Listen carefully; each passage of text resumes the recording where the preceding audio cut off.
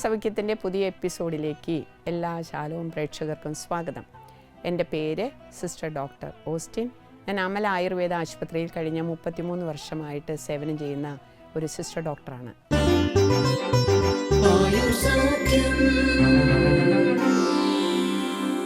ഒരു തിരുവചനത്തോടെ നമുക്ക് ആരംഭിക്കാം. കർത്താവേ, മരുന്നോ ലേപന ഔഷധമോ അല്ല, എല്ലാവരെയും സുഖപ്പെടുത്തുന്ന അങ്ങയുടെ വചനമാണ് അവരെ സുഖപ്പെടുത്തിയത്. ജ്ഞാനം 16:12. ഇന്ന് നാം സംസാരിക്കുന്ന വിഷയം വിളർച്ച അല്ലെങ്കിൽ അനീമിയ എന്നാണ്. എന്താണ് വിളർച്ച? രക്തത്തിൽ ഹീമോഗ്ലോബിൻ്റെയും ചുവന്ന രക്താണുക്കളുടെയും എണ്ണത്തിലും ഗുണത്തിലും കുറവ് വരുന്ന ഒരു അവസ്ഥയാണ് അനീമിയ അല്ലെങ്കിൽ വിളർച്ച എന്ന് പറയുന്നത്. ആയുർവേദത്തിൽ ഇതിനെ സാധാരണയായിട്ട് നമ്മൾ പറയുന്നത് പാണ്ഡു എന്നാണ്.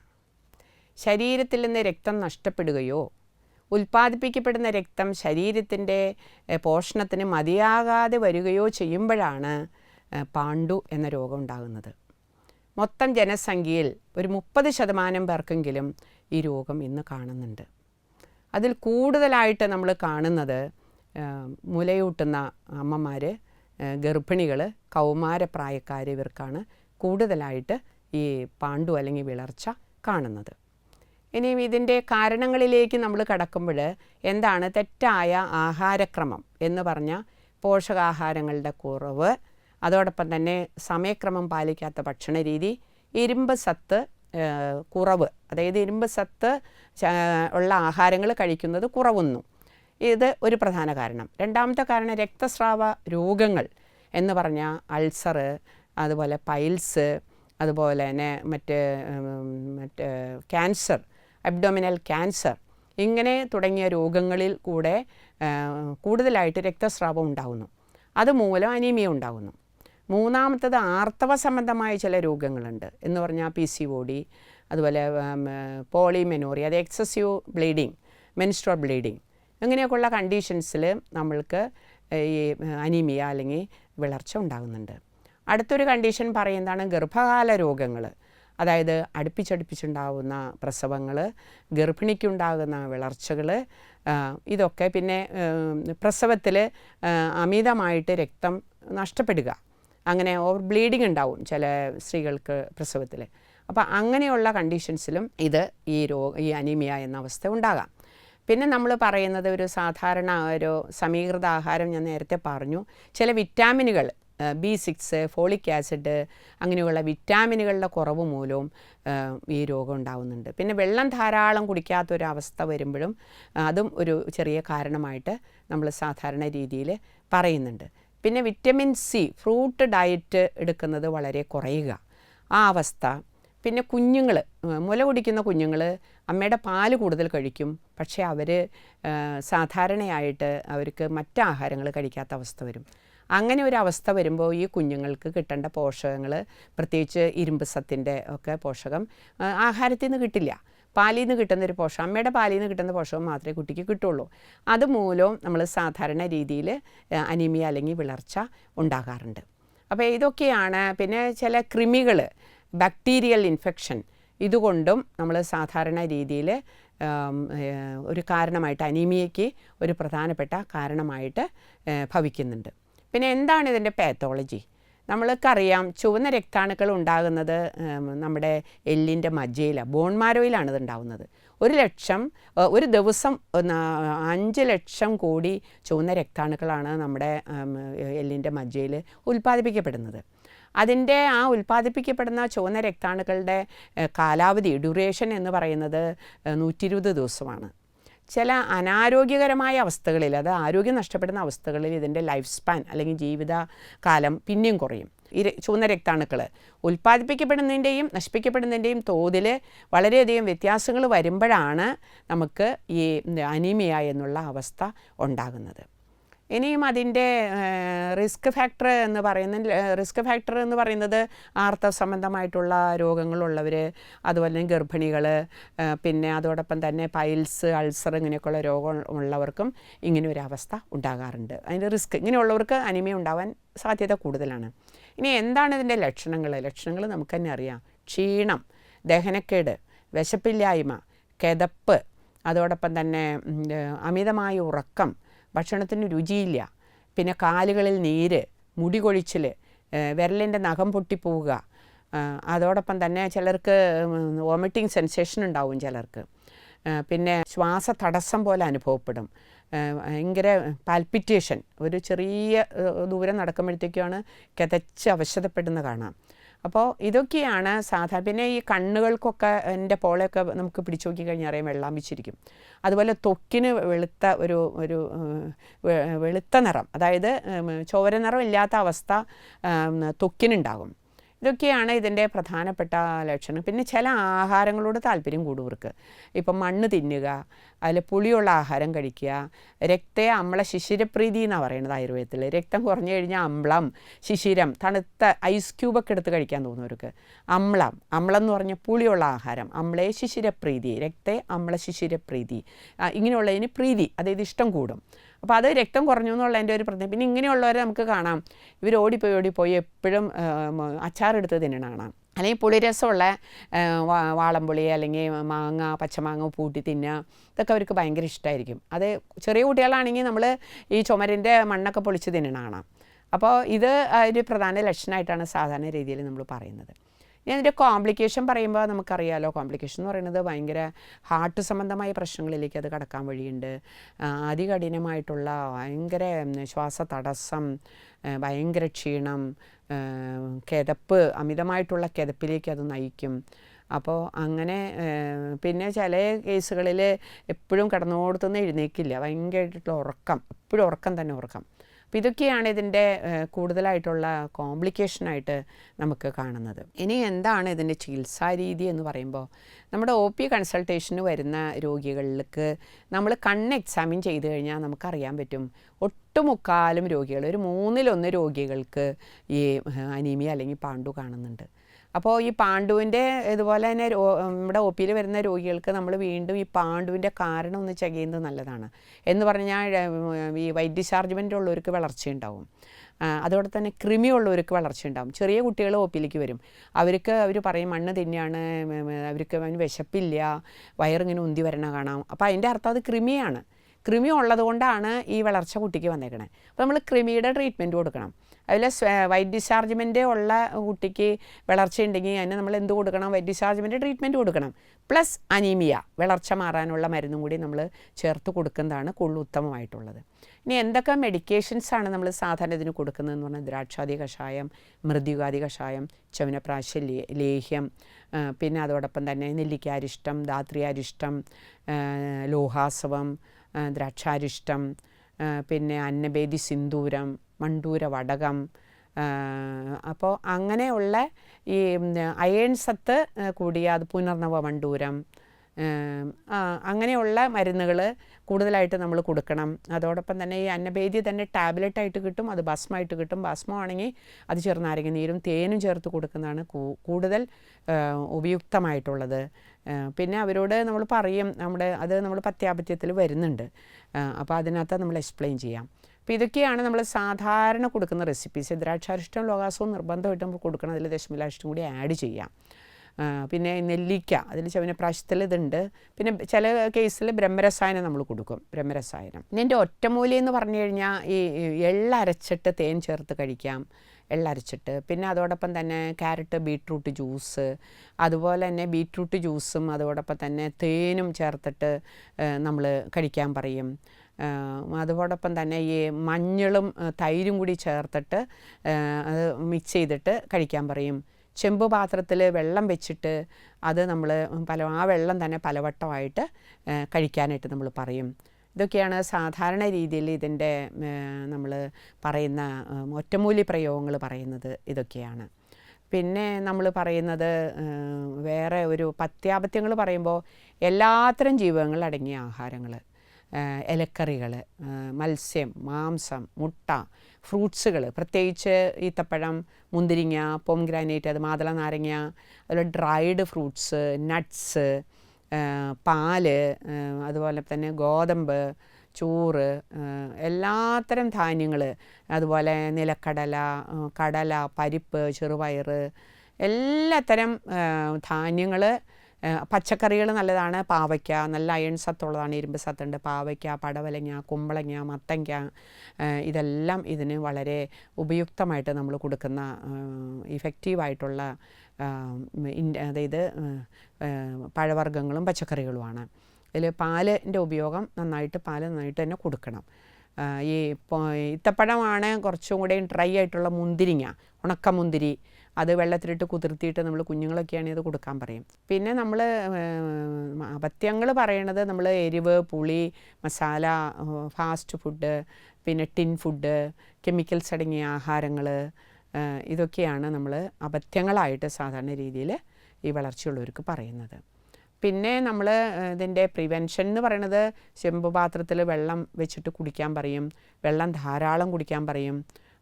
പിന്നെ പോഷകങ്ങൾ അടങ്ങിയത് പ്രത്യേകിച്ച് പഴവർഗ്ഗങ്ങൾ, വിറ്റമിൻ ബി, ഫോളിക് ആസിഡ്, പിന്നെ ലിവർ ഇടയ്ക്ക് കഴിക്കാൻ പറയും, മാതള നാരങ്ങ, ഇതൊക്കെയാണ് ഇതിൻ്റെ പ്രിവെൻഷനായിട്ട് നമ്മൾ രോഗികളോട് പറയുന്ന കാര്യങ്ങൾ. സിസ്റ്റർ, ഈ വിളർച്ച എന്ന അസുഖം എങ്ങനെ തുടക്കത്തിൽ തന്നെ കണ്ടെത്തുവാൻ കഴിയുമെന്ന് ഒന്ന് വിശദീകരിക്കാമോ? അതായത് അനീമിയ കണ്ടുപിടിക്കുന്നത് നമ്മൾ കണ്ണിൻ്റെ പോള നമ്മൾ നോക്കുമ്പോൾ കണ്ണിൻ്റെ പോള എക്സാമിൻ ചെയ്യുന്ന ഒരു ഡോക്ടറിന് അല്ലെങ്കിൽ വിരൽ നോക്കിക്കഴിഞ്ഞാൽ നമുക്കറിയാൻ പറ്റും, അല്ലെങ്കിൽ ത്വക്ക് നോക്കിക്കഴിഞ്ഞാൽ ഒരു ഇതൊക്കെ അറിയാൻ പറ്റും. അല്ല, ശരിക്കും നമുക്ക് അതിൻ്റെ റിപ്പോർട്ടിൽ തന്നെ വരണം എന്നുണ്ടെങ്കിൽ സയൻറ്റിഫിക് ആയിട്ട് തന്നെ നോക്കണമെങ്കിൽ നമ്മൾ കംപ്ലീറ്റ് ബ്ലഡ് കൗണ്ട് എന്ന് പറയും. അതായത് HB, haemoglobin HB, TCDC, ESR, HP, ഇതാണ് കംപ്ലീറ്റ് ബ്ലഡ് കൗണ്ട്. അതിൻ്റെ ഡിവിഷൻസ് പറയും, TCDC, ESR എല്ലാം അതിനകത്ത് വരുന്നതാണ്. അപ്പോൾ കംപ്ലീറ്റ് ബ്ലഡ് കൗണ്ട് എന്ന് പറയുന്ന ഒരു ടെസ്റ്റിന് നമ്മൾ വിടുകയാണെങ്കിൽ അതിൻ്റെ സയൻറ്റിഫിക് ആയിട്ടുള്ള എല്ലാ കാര്യങ്ങളും നമുക്ക് ഹീമോഗ്ലോബിൻ എത്രയാണ്, സ്ത്രീകളിൽ മിനിമം 12 വേണം, പുരുഷന്മാരിൽ മിനിമം 14 വേണം. അപ്പോൾ ഇതില്ലെങ്കിൽ അതിൻ്റെ അർത്ഥം അവർക്ക് വിളർച്ചയുണ്ട്, ഹീമോഗ്ലോബിൻ കുറവാണെന്നാണ് മനസ്സിലാക്കാൻ കഴിയുന്നത്. കുട്ടികൾ ചോക്ലേറ്റ് കഴിക്കുന്നത് വിളർച്ച എന്ന അസുഖത്തിന് നല്ലതാണെന്ന് പറയുന്നതിൽ എന്തെങ്കിലും ശരിയുണ്ടോ ഡോക്ടർ? കുട്ടികളിൽ നമ്മൾ ഡാർക്ക് ചോക്ലേറ്റ് നല്ലതാണെന്നാണ് പറയുന്നത്. പിന്നെ മോര് കുട്ടികൾക്ക് കൊടുക്കുന്നത്, ഡാർക്ക് ചോക്ലേറ്റ് കൊടുക്കുന്നത്, പിന്നെ ഉണക്കമുന്തിരി ഞാൻ നേരത്തെ പറഞ്ഞു അത് കുതിർത്തി കൊടുക്കുക. അതോടൊപ്പം തന്നെ വേറെ കുട്ടികൾക്ക് കൊടുക്കാൻ പറ്റിയ കുട്ടികൾ എളുപ്പം കഴിക്കുന്നതാണ് 2 നേന്ത്രപ്പഴം പുഴുങ്ങിയിട്ട്, നേന്ത്രപ്പഴത്തിൽ പുഴുങ്ങാതെയോ അതിനകത്ത് തേൻ ചേർത്ത് മിക്സാക്കിയിട്ട് ഒരു പേസ്റ്റ് പോലെ ആക്കി കൊടുക്കാം, അല്ലെങ്കിൽ ജ്യൂസ് അടിച്ച് കൊടുക്കാം. ഏത്തപ്പഴം ജ്യൂസാക്കിയിട്ട് അതിൻ്റെ കൂടെ നമുക്ക് തേൻ ഒഴിച്ചിട്ട് കുട്ടികൾക്ക് കൊടുക്കാം. പിന്നെ നമ്മൾ ബീട്രൂട്ടും നെല്ലിക്കയും തേനും കൂടിയായിട്ടുള്ള ഒരു സിറപ്പ് പറയുന്നുണ്ട്. അതൊരു ജ്യൂസ് തന്നെ. ബീട്രൂട്ട്, നെല്ലിക്ക, അതോടൊപ്പം തന്നെ തേന്, ഇത് ചേർത്തിട്ട് നമ്മൾ കൊടുക്കുന്നത് ഒരുപാട് ഹീമോഗ്ലോബിൻ, ഇരുമ്പ് സത്ത് നന്നായിട്ട് വർദ്ധിക്കുമെന്നാണ് പറയുന്നത്. ഇത് ഒത്തിരി ആൾക്കാരിൽ ഇത് ഗുണം കണ്ടിട്ടുള്ള ഒരു ജ്യൂസാണ്. ഈ പുരുഷന്മാരെക്കാൾ അധികമായി സ്ത്രീകളിൽ വിളർച്ച എന്ന അസുഖം കാണുന്നതിന്റെ കാര്യം എന്താണെന്ന് ഒന്ന് വിശദീകരിക്കാമോ? നമുക്കറിയാമല്ലോ, 1/3 സ്ത്രീകൾ, ഹോൾ ജനസംഖ്യയിൽ 1/3 സ്ത്രീകൾക്ക് വിളർച്ചയുണ്ട്. അതിൻ്റെ കാരണം നമുക്കറിയാം എന്താണെന്ന്. അവരുടെ ആർത്തവ സംബന്ധമായ പ്രശ്നങ്ങൾ, അതുപോലെ ഗർഭിണികൾ, മുലയൂട്ടുന്ന അമ്മമാർ, ഇങ്ങനെയൊക്കെയുള്ള സെക്ഷൻസ്. പിന്നെ അവർക്ക് അറിയാലോ, ആർത്തവ സംബന്ധം എവരി മന്ത് പീരിയഡ്സ് ബ്ലഡ് പോകുമ്പോൾ അത് ഓവറായിട്ട് പോവുകയാണെങ്കിൽ ഓട്ടോമാറ്റിക്കായിട്ട് അനീമിയ ഉണ്ടാവും. അപ്പോൾ അങ്ങനെയൊക്കെയുള്ള ചില കാരണങ്ങൾ കൊണ്ട് നമ്മൾ ഈ സ്ത്രീകൾക്കാണ് കൂടുതൽ പുരുഷന്മാരെക്കാൾ ഈ പ്രസവവും പീരിയഡ്സും പിന്നെ ആർത്തവ സംബന്ധമായിട്ടുള്ള മറ്റു കോംപ്ലിക്കേഷൻസൊക്കെ ഉള്ളതുകൊണ്ട് സ്ത്രീകൾക്കാണ് കൂടുതലായിട്ട് ഈ അനീമിയ അല്ലെങ്കിൽ വിളർച്ച കാണുന്നത്. വിളർച്ച അപകടകരമാക്കുന്നത് ഏതവസ്ഥയിലെത്തുമ്പോഴാണെന്ന് ഒന്ന് പറയാമോ? വിളർച്ച അപകടകരമാകുന്നത് അത് ലേറ്റർ സ്റ്റേജിൽ ഹാർട്ടിൻ്റെ ഫങ്ഷൻസിനെ ബാധിക്കുന്ന രീതിയിൽ ഹൃദ്രോഗത്തിലേക്കൊക്കെ കടക്കും. അതായത് പ്രോപ്പറായിട്ട് ബ്ലഡിൻ്റെ ഇൻസഫിഷ്യൻസി, അത് ബ്ലഡിൻ്റെ കുറവ് ശരീരത്തിൽ വന്നു കഴിഞ്ഞാൽ ഈ ഹാർട്ട് ഇങ്ങനെ പമ്പ് ചെയ്തുകൊണ്ടേയിരിക്കും. അപ്പോൾ ഓവർ പമ്പിങ് വരുമ്പോൾ നമുക്കറിയാമല്ലോ, ഒരു മെഷീൻ ഇങ്ങനെ ഓവർ വർക്ക് ചെയ്യുമ്പോൾ അത് എക്സോസ്റ്റഡ് ആവും. അപ്പോൾ അങ്ങനെ വരുമ്പോൾ ഹാർട്ടിൻ്റെ മറ്റ് പല കോംപ്ലിക്കേഷൻസിലേക്കും ഹൃദയ സംബന്ധമായ രോഗങ്ങളിലേക്കൊക്കെ അത് നയിക്കും. അത് ആ അവസ്ഥയിൽ വരുമ്പോൾ അത് പിന്നെ അതുമല്ല, അനീമിയ വളരെ ഇതായിട്ട് വരാണെങ്കിൽ പിന്നെ പേഷ്യൻ്റ് കോമയിലേക്ക് പോവും, തളർച്ചയും, പിന്നെ അതിൻ്റെ നമ്മുടെ നോർമൽ ഫങ്ഷൻസിനൊന്നും ചെയ്യാൻ പറ്റില്ല പേഷ്യൻസിന്. അപ്പോൾ ബ്ലഡ് കയറ്റി തന്നെ വേണം. അത് അങ്ങനെയുള്ള അവസ്ഥയിൽ വരുമ്പോഴാണ് രക്തസ്രാവപരമായ രോഗങ്ങളിലേക്കൊക്കെ അത് കടക്കും. പൈൽസിൽ ഓവർ രക്തസ്രാവം ഉണ്ടാവുക, അതുപോലെ ആമാശയ ഈ അൾസറിൽ ഓവറായിട്ട് രക്തം പോവുക, അങ്ങനെയൊക്കെയുള്ള സ്റ്റേജുകളിലേക്ക് വരുമ്പോഴാണ് അത് അപകടകരമായ അവസ്ഥയിലേക്ക്, അല്ലെങ്കിൽ സ്റ്റൊമക്ക് ക്യാൻസർ, ഇങ്ങനെയൊക്കെയുള്ള സ്റ്റേജ് വരുമ്പോൾ അത് അപകടത്തിലേക്കാണ് നീങ്ങുന്നത്. അതിന് നമ്മൾ സത്വരമായിട്ടുള്ള ട്രീറ്റ്മെൻറ്റ് മൊഡാലിറ്റീസ് നമ്മൾ അഡോപ്റ്റ് ചെയ്യേണ്ടി വരും, അത് സ്വീകരിക്കേണ്ടി വരും. എന്തുകൊണ്ടാണ് ഗർഭിണികളിൽ വിളർച്ച അപകടകരമാകുന്നത്? അതായത് ഗർഭിണികൾ എന്ന് പറഞ്ഞു കഴിഞ്ഞാൽ അമ്മയ്ക്കും കുഞ്ഞിനും രണ്ടു പേർക്കും നമ്മൾ അമ്മ കഴിക്കുന്ന ആഹാരം പങ്കുവെച്ച് കൊടുക്കണ്ടേ. അപ്പോൾ അങ്ങനെ വരുമ്പോൾ ഈ ഗർഭിണികൾക്ക് ഈ ഛർദിയൊക്കെ വരുമ്പോൾ വേണ്ടത്ര രീതിയിലുള്ള ഇൻടേക്ക്, പോഷകാഹാരങ്ങളുടെ ഇരുമ്പ് സത്തടങ്ങിയ ആഹാരങ്ങൾ ഉള്ളിലേക്ക് കഴിക്കാനായിട്ട് അവർക്ക് സാധിക്കാണ്ട് വരും. ചിലർക്ക് 5 മാസം വരെയൊക്കെ ഈ വോമിറ്റിംഗ് ഉണ്ടാവും. അപ്പോൾ അതുകൊണ്ട് അവരുടെ ഇൻടേക്ക്, പോഷകാഹാരങ്ങളുടെ ഇൻടേക്ക് ഉള്ളിലേക്ക് കഴിക്കൽ കുറയും. അപ്പോൾ അത് ഒരു കാരണമായിട്ട് വരും. പിന്നെ അതാണ് മെയിനായിട്ടുള്ളൊരു കാരണം വരുന്നത്. ഈ ഛർദി എന്ന് പറയുന്ന ഒരു കോസാണ് പ്രധാനമായിട്ടും ഗർഭിണികൾക്ക് അനീമിയ ഉണ്ടാകാനായിട്ടുള്ള ഒരു മെയിനായിട്ടുള്ള കാരണം പറയുന്നത്. വിളർച്ചയുള്ള വ്യക്തിയെ എങ്ങനെ തിരിച്ചറിയാൻ കഴിയും? അനീമിയ വന്ന വ്യക്തിയെ എങ്ങനെ തിരിച്ചറിയാമെന്ന് പറഞ്ഞാൽ അവരുടെ സിംറ്റംസ് ചോദിക്കുക, പിന്നെ വിളർച്ച ഉണ്ടോയെന്ന് നോക്കുക, കണ്ണ് പിടിച്ച് നോക്കുക, ത്വക്ക് നോക്കുക, വിരലിൻ്റെ അറ്റം ഈ മറ്റേ നഖം പിടിച്ച് നോക്കുക. പിന്നെ സംശയമുള്ള കേസാണെങ്കിൽ സിംറ്റംസും കൊണ്ട് മനസ്സിലായില്ലെങ്കിൽ നമ്മൾ ഇൻവെസ്റ്റിഗേഷൻ അയക്കും. നമ്മൾ കംപ്ലീറ്റ് ബ്ലഡ് കൗണ്ട് പിക്ചർ നമ്മൾ ലാബിലേക്ക് അയക്കും. അപ്പം ഇങ്ങനെയൊക്കെയുള്ള കാരണങ്ങൾ കൊണ്ട് നമുക്ക് തിരിച്ചറിയാനായിട്ട് സാധിക്കും. വിളർച്ചയ്ക്ക് അഡ്മിറ്റ് ചെയ്തുള്ള ചികിത്സയുടെ ഒരാവശ്യമുണ്ടോ? അനീമിയ എന്ന് പറയുന്നത് സാധാരണ ഞാൻ പറഞ്ഞില്ലേ, വൈറ്റ് ഡിസ്ചാർജ്മെൻ്റ് ഉള്ളവർ, PCOD ഉള്ളവർ, ഹൈപ്പർതൈറോയിഡിസം ഉള്ളവർ, ഇങ്ങനെയൊക്കെ ഉള്ളവർക്ക് സാധാരണ ഈ അനീമിയ ഉണ്ടാവാറുണ്ട്. അപ്പോൾ അങ്ങനെയുള്ളവർക്ക് അവർക്ക് അഡ്മിറ്റഡ് ട്രീറ്റ്മെൻറ്റ് കൊടുക്കൽ വളരെ കുറവാണ്. അഡ്മിറ്റഡ് ട്രീറ്റ്മെൻറ്റിൻ്റെ സാധാരണ രീതിയിൽ ആവശ്യം വരാറില്ല. OP ട്രീറ്റ്മെൻറ്റിൽ തന്നെ അവർക്ക് ഞാൻ നേരത്തെ പറഞ്ഞ രീതിയിൽ ദ്രാക്ഷാദി കഷായവും മൃദുകാദി കഷായവും ചവനപ്രാശലേഹ്യം, അതുപോലെ തന്നെ ഈ ഇരുമ്പ് സത്തടങ്ങിയ ടാബ്ലറ്റ്, അന്നഭേദ്യറ്റാവ്, മണ്ടൂരവടകം, അതുപോലെ പുനർനവവടി, ഗോക്ഷുര പുനർനവാദിവടി, ഇങ്ങനെയുള്ള ഇതുകളുണ്ട്. അതായത് രസ പ്രിപ്പറേഷൻസും അതോടൊപ്പം തന്നെ ദ്രാക്ഷാരിഷ്ടവും ലോഹാസവും നിർബന്ധമായിട്ട് നമ്മൾ കൊടുക്കണം. പിന്നെ നമ്മൾ ഈ ബീട്രൂട്ട്, ക്യാരറ്റ്, അല്ലെങ്കിൽ ഉണക്കമുന്തിരി ജ്യൂസാക്കി കഴിക്കാൻ പറയും, ഈത്തപ്പഴം ജ്യൂസാക്കിയിട്ട് അവരോട് കഴിക്കാൻ പറയും. അപ്പോൾ അങ്ങനെയൊക്കെയുള്ള പ്രയോഗങ്ങളൊക്കെ കൊടുത്തു കഴിഞ്ഞാൽ സാധാരണ രീതിയിൽ അവർക്ക് അതിൻ്റെ ഈ ഉപയോഗം കൊണ്ട്, പിന്നെ സലാഡ്, ബീട്രൂട്ട്, പിന്നെ ചെറുനാരങ്ങ, അതോടൊപ്പം തന്നെ ഇത്തിരി ഒലിവ് ഓയിലൊക്കെ ചേർത്ത് ബീട്രൂട്ട്, ക്യാരറ്റൊക്കെ സലാഡാക്കി കഴിക്കാൻ പറയും. ഇങ്ങനെയൊക്കെയുള്ള പ്രയോഗങ്ങൾ കൊണ്ട് സാധാരണ രീതിയിൽ പേഷ്യൻസിന് OP ട്രീറ്റ്മെൻറ്റ് കൊണ്ട് തന്നെ ശമനം കാണാറുണ്ട്. അവരുടെ ഹീമോഗ്ലോബിൻ ഒരു മാസത്തെ ട്രീറ്റ്മെൻറ്റ് അല്ലെങ്കിൽ 15 ദിവസത്തെ ട്രീറ്റ്മെൻറ്റ് കഴിയുമ്പോൾ വീണ്ടും അവരുടെ ഹീമോഗ്ലോബിൻ ചെക്ക് ചെയ്യാൻ പറയും. ഇനി രക്തസ്രാവ സംബന്ധമായ രോഗങ്ങൾ, പൈൽസൊക്കെ ഉള്ളവർക്കാണെങ്കിൽ പൈൽസിൻ്റെ ട്രീറ്റ്മെൻറ്റ് കൂടി ആഡ് ചെയ്ത് കൊടുക്കും. നമ്മൾ ശിരുവില്വാദി കഷായം, അതുപോലെ അഭയാരിഷ്ടം, പൈലീഫ് ടാബ്ലറ്റ് അല്ലെങ്കിൽ പൈലക്സ് ടാബ്ലറ്റ്, ഇതൊക്കെ ആഡ് ചെയ്ത് കൊടുക്കും. ഇനി വൈറ്റ് ഡിസ്ചാർജ്മെൻ്റ് ഉള്ളവരാണെങ്കിലോ അനീമിയയുടെ കൂടെ നമ്മൾ കൊടുക്കുന്നത് മുസ്ലികദ്രാദി കഷായം, ശതാവരി ഗുളം, ശതാവരി ഹൃദം, അല്ലെങ്കിൽ ഫെമിപ്ലെക്സ് ഗുളിക, ഇതിൻ്റെ കൂടെ അനീമിയനെ കുറയ്ക്കുന്ന മരുന്നുകളും കൂടി ചേർത്ത് കോംപ്ലിമെൻ്റ് ചെയ്ത് രണ്ടും കൂടി സംയോജിപ്പിച്ച് കൊടുക്കുന്ന തെറാപ്പി കൊടുത്തു കഴിഞ്ഞാൽ ഈ കണ്ടീഷൻസിനൊക്കെ വ്യത്യാസം വരുന്നതായിട്ടാണ് കണ്ടിരിക്കുന്നത്.